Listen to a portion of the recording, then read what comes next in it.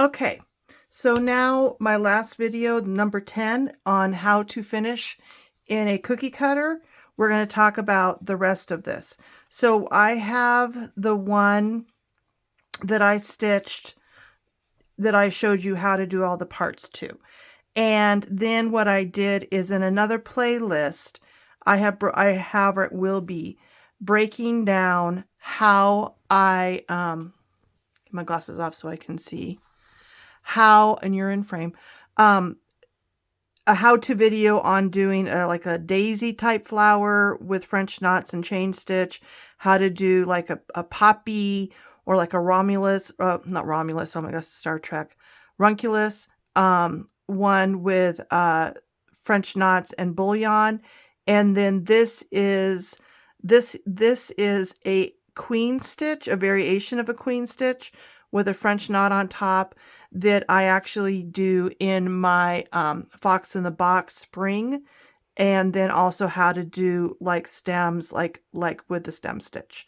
So if you are interested in any of my patterns and you're not quite sure how to do this, if you choose to do this, there will be a playlist, a stitch that I'm building up a stitch playlist for the way I do stitches. This is not perfect. This is an impression. This is impressionistic of a flower bed, you know, and I don't think anyone would probably think twice about it. So there is the first one that's on the pattern of just daisies, and then this is the one that has all the flowers. You know, the bunny with no flowers would be fun too. You don't have to do anything on top of it if you don't want to. Okay, so to finish it, you need a cookie cutter.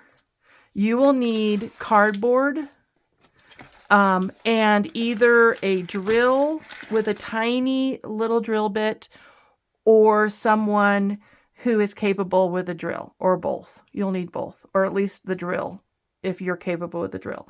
I am not, so my husband did it, and I'm going to insert a picture, a video here of us doing it together. But before that, I just wanted to explain. So to get these two, you have to drill 2 holes. Now, before you know where to drill the holes, you need to figure out the balance point. And what I mean by that is when you hang it,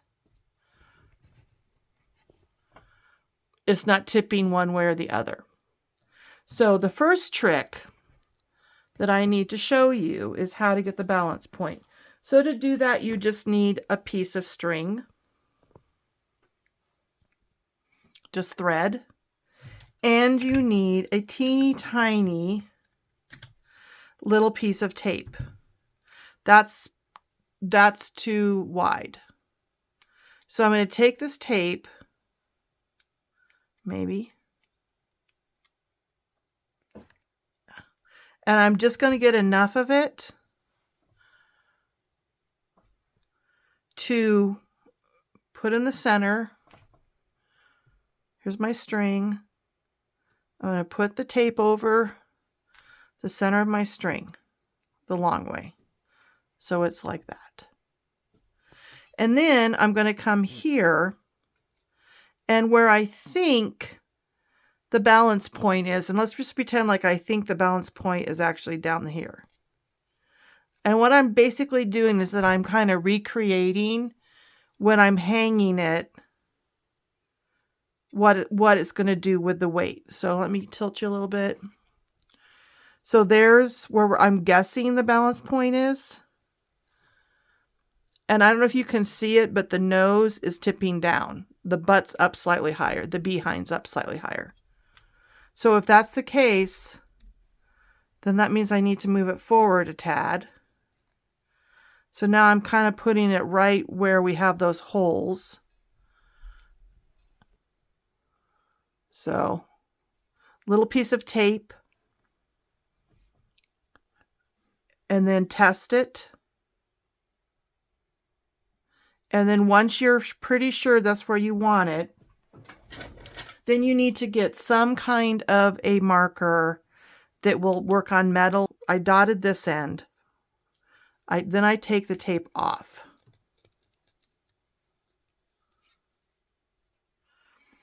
And you can see my dots.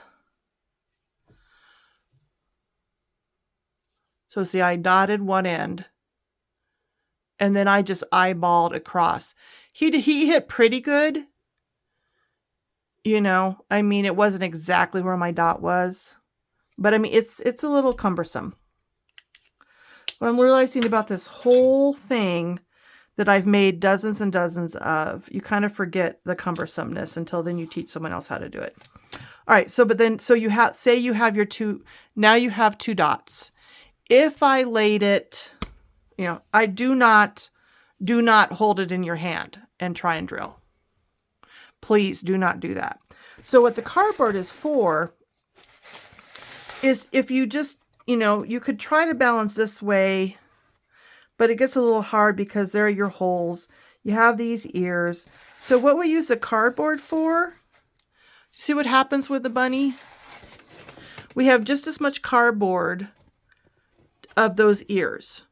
So what he could do is he could rest the whole thing like this, and then the whole thing is supported either on the table or up on cardboard. And then he just came through. I have a chopstick here somewhere.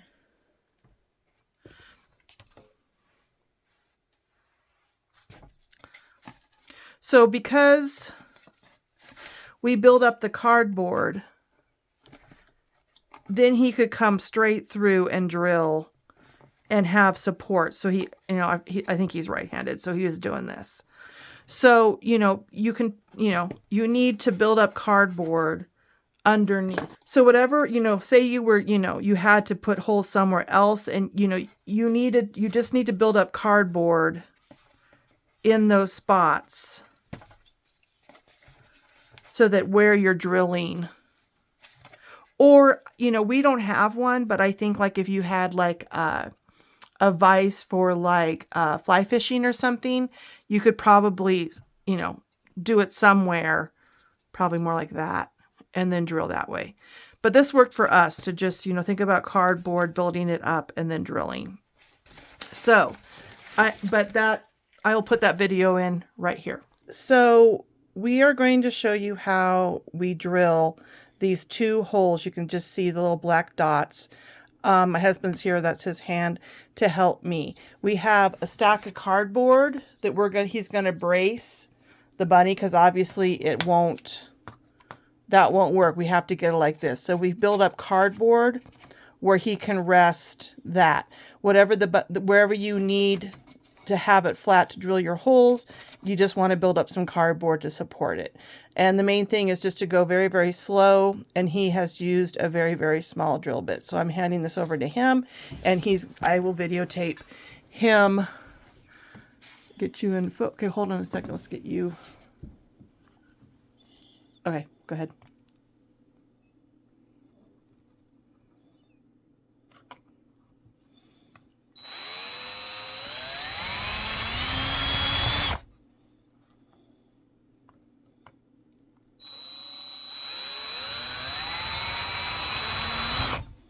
Okay, so the main thing, and there is the holes. You need to think about the first time we tried it on a test bunny, we put the hole too close. Where's my other bunny? We put the hole too close to the edge. If you can see that getting to focused. So see how that one where my finger is way too close to the hole, because you just really need to think about how fat and circle your drill is.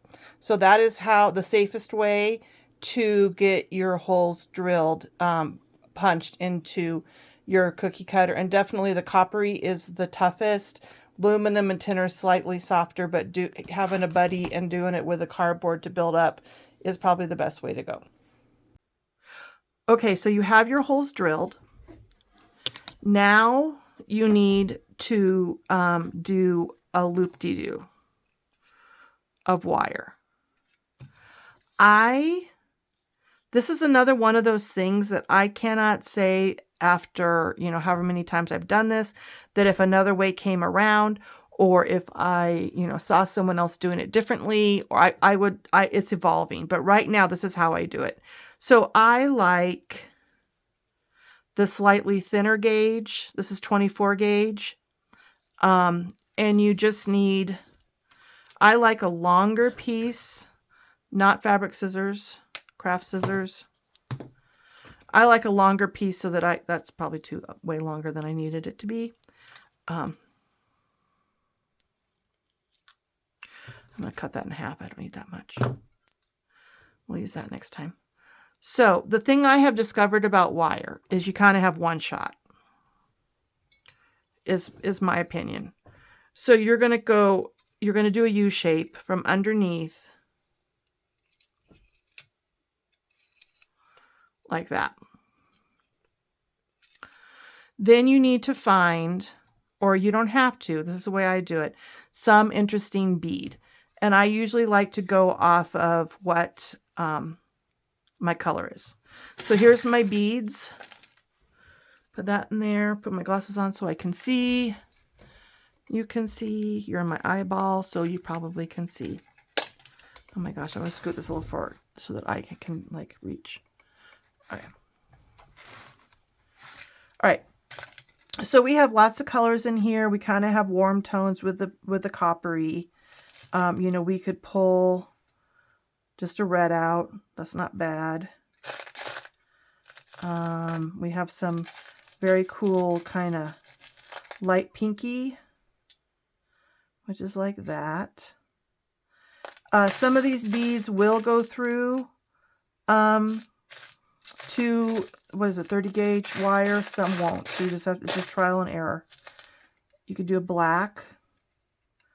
That's not bad, actually. That's a possibility. The thing about the beads mostly is you need to put them somewhere they're not going to roll away. A dark orange.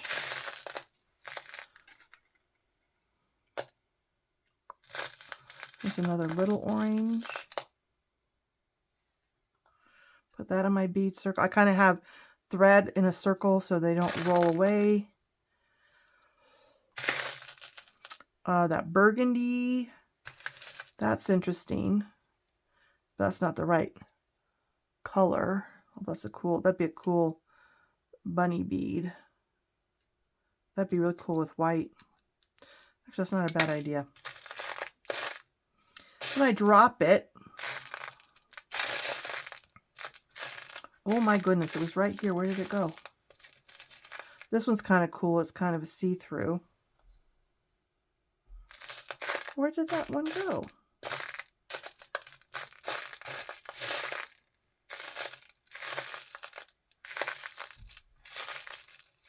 Here's a, that's not bad actually. That has a lot of the colors in it. Oh, and then you could do like a, oh, that's an idea. Let's try that. All right, so get that out of the way. You need these same distance now. And we're going to try this bead, which does go through. And I'm just pulling it, you know, as tight as I can. And then here is a dark, dark one that does go through. Kind of like that. All right, we'll try that. So now, this is my method. I am not a bead maker. I'm not a bead jewelry person. So I'm showing this to you. This is what I'm capable of doing, which doesn't mean I think you should. But what I have is a flat nose plier and a circle, roundy nose plier. I take the flat nose plier. Please don't judge me. This is just the way I've figured out how to do it. I kind of guesstimate how big of a loop I want, with the loop being the distance at the top of the flat nose. I fold it over. That's my loop. Okay, then I take it out. Now we're at the bottom. Then I'm going to take my flat nose. And now I'm crimping it, protecting the loop, And now I'm going to go around. And this is when I sometimes, you know, trade off. Now I have my needle nose. And I'm just going around.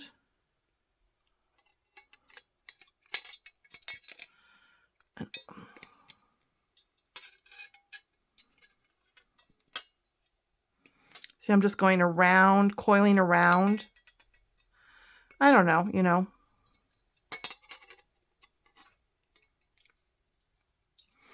Can you see me? So I've gone around a couple times, maybe 3 or 4 times. I'm holding this. I'm holding the loop in my flat nose. Okay, I think that looks good. How many times around? Then I'm going to take these, and before I clip, I'm ready to clip. I don't have safety glasses on, so I'm going to turn my head away. And it's never flown towards my face, but it makes me nervous. Okay, so now I have coiled around that bead. You know, and I can put these in the loop and kind of open them up a little bit, make it a little bit nicer. But now I need to kind of flatten that. And I use a combination of my finger, my thumb, and then eventually squeezing it.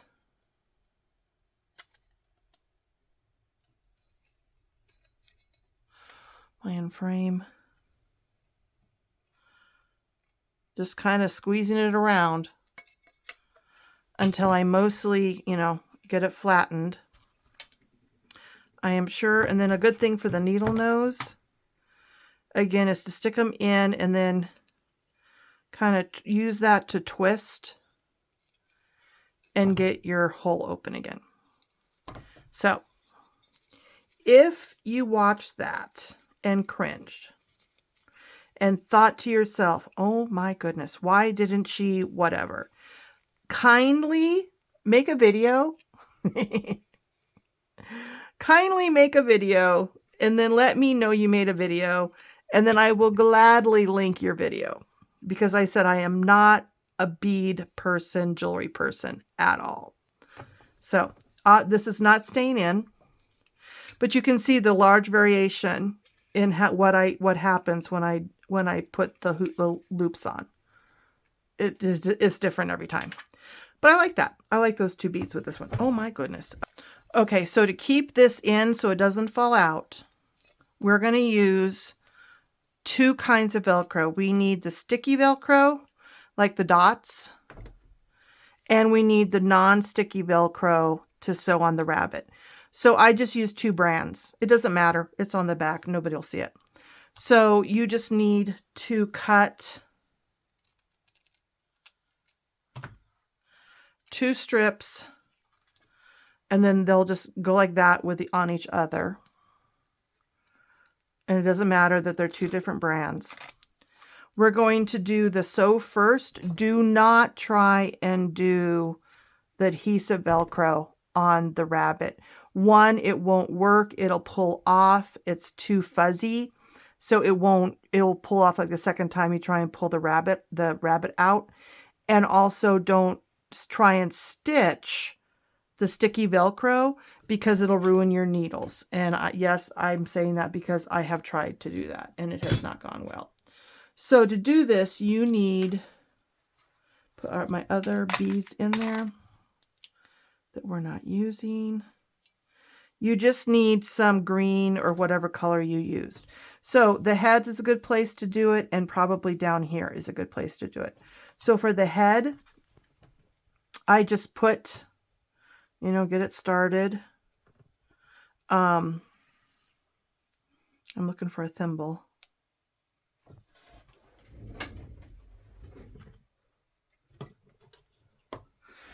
I do like using a thimble, so it's up to you. This is a weird thimble. All right, so you're just gonna, you know, like tack down.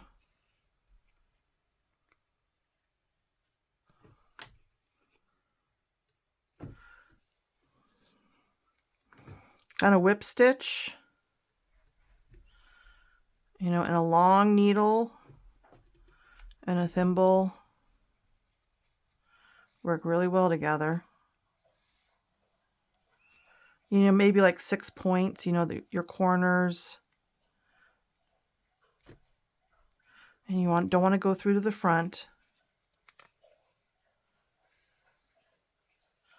So, you know, get your corner.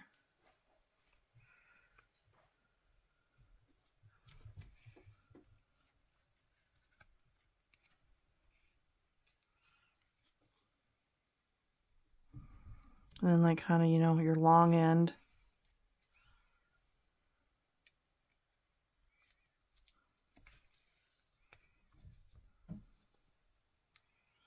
And we'll do one more here just because. Okay. And then tack it down.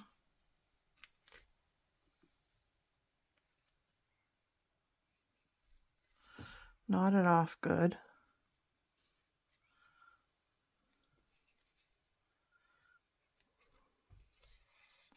Okay.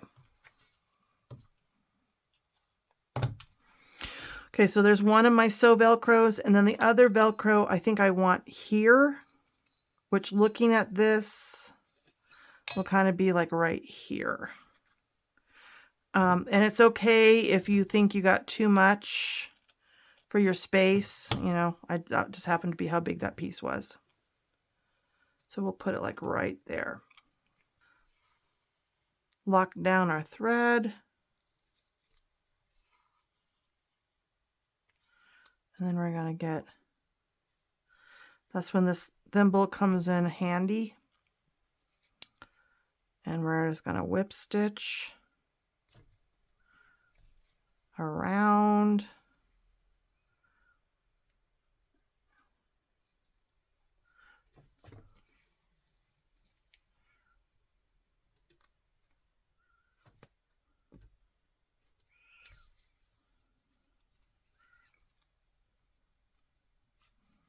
Boop, boop. And if I was trying to go through Velcro that was sticky, it would not go well. And here where it's really, really, really thick, you can also just go underneath a lot of what you've stitched. You don't have to go as deep. You know, if it just going under some of the stitching is enough to lock in, you know, for that whip stitch, that's fine.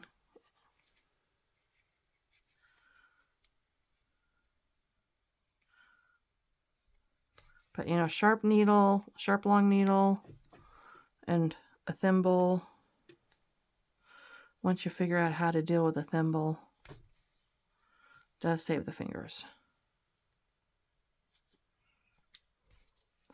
All right. Lock it off.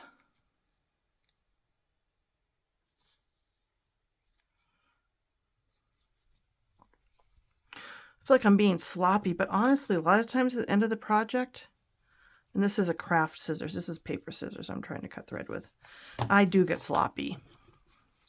All right, so we have our 2 Velcros. Now to know how to place them, you're going to take your dots and you're just going to stick them on top of your sewn Velcros. No, the fuzzy side down, not the sticky side. So the sticky side is up. So then very carefully, not pushing hard, because you want to make sure you have it where I haven't pushed down hard. Then you can push down hard once you know that you have it where you want it.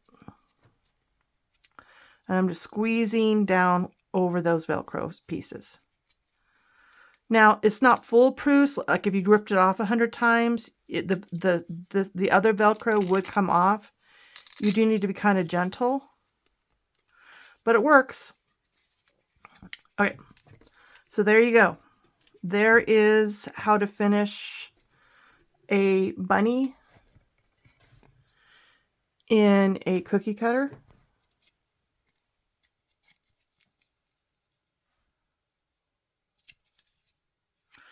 And that's how I do it.